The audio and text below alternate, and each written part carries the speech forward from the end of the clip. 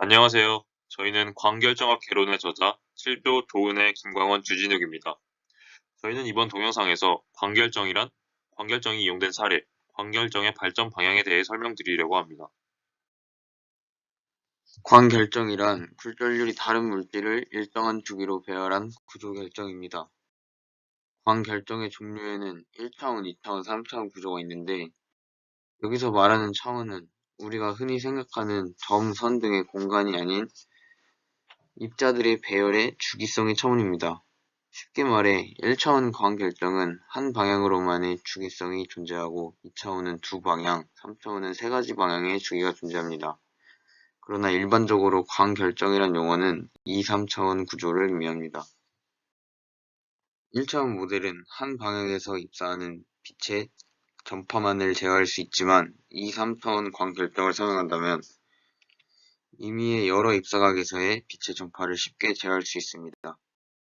광결정의 주기는 곧 입자의 중심과 중심 사이의 거리와 같습니다. 이 거리를 pit이라고 하는데 pit는 설계하고자 하는 빛의 파장의 2분의 1이 되도록 선택됩니다. 만약 가시광선 영역에서 사용되는 광결정이라면 광결정의 주기는 가시광선 영역의 파장의 절반 정도인 약 300나노미터가 되도록 제작됩니다. 광결정의 원리는 밴드갭 시오리를 적용하여 설명할 수 있습니다. 밴드갭이란 원자가 주기적으로 결합되어 있는 결정 구조에서 원자가 D와 비어있는 전도 D 사이에 존재하는 전자가 이동할 수 있는 에너지 간격을 말합니다.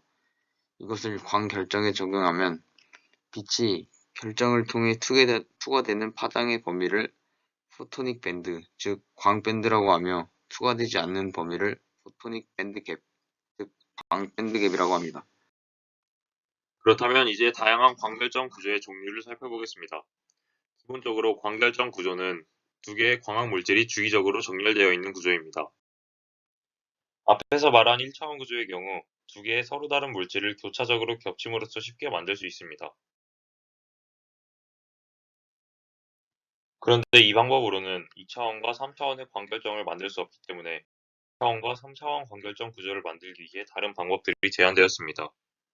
먼저 우드 파일 방식으로 만든 우드 파일 구조입니다. 이 구조는 3차원 광결정 구조를 만들기 위해 처음으로 제안된 방식인데 우물을 만들 때 무게를 지탱하기 위한 구조와 만드는 방식이 유사하다고 한 것에 유래되었습니다. 그림에서 보시다시피 길다란 통나무와 같은 것을 겹겹이 쌓아 올리는 방식입니다. 하지만 이렇게 일일이 쌓아 올리는 방식은 매우 복잡하고 반도체를 이용한 과정도 필요합니다. 다른 방식으로는 오팔 타입이 있습니다. 오팔 타입의 경우 동그란 구슬 형태의 물질을 쌓습니다.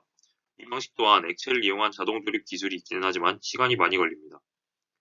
광결정의 상용화는 현재 많이 진행되어 있지 않은 상황이라고 할 수 있습니다. 광결정 물질이 다른 일반 물질들에 비해 특수한 역할을 수행할 수 있는 이유는 두 가지가 있습니다. 바로 네거티브 리플렉터와 디스퍼전입니다. 이 특징들은 밴드와 밴드갭 사이의 아주 작은 밴드 엣지에서 적용됩니다. 네거티브 리프렉티브는 밴드갭과 밴드를 통과하며 그 경계에서 빛이 큰 각도로 굴절되는 것을 말합니다. 이때 조금의 파장 변화에도 굴절이 매우 크게 변화하는데 이 특징을 바로 스펄 디스퍼전이라고 합니다. 그런데 실제 이러한 광결정 구조를 쉽게 만들기 위해서는 결정 내에서 빛의 손실을 최소화할 수 있는 방법이나 더욱 손쉬운 제작 방법들이 필요하기 때문에 광결정의 상용화에 대한 연구가 활발히 진행 중입니다. 지금부터 광결정 발전 방향과 광결정이 사용된 예시에 대해서 설명해 드리겠습니다.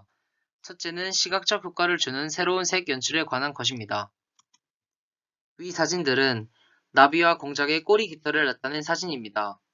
이렇듯 날개와 깃털은 일반적으로 보기 힘든 몽환적인 색을 연출합니다. 사실 나비의 날개와 공작의 깃털에는 광결정 구조와 비슷한 원리가 숨어져 있습니다. 광밴드갭에 의해 반사되는 특정 빛의 파장을 구조색이라 하는데 이 색은 화학적 염료의 사용 시에 발생하는 시간 경과 및 외부 환경에 따른 색변화와 탈색이 없습니다. 더불어 광결정의 기하학적 현상을 조절하여 우리가 대상을 보는 각도 또는 환경의 변화에 따른 광밴드의 갭의 영향을 조절하거나 고정할 수 있기 때문에 화학적 염료로 표현할 수 없는 다양한 시각적 효과를 표현할 수 있습니다.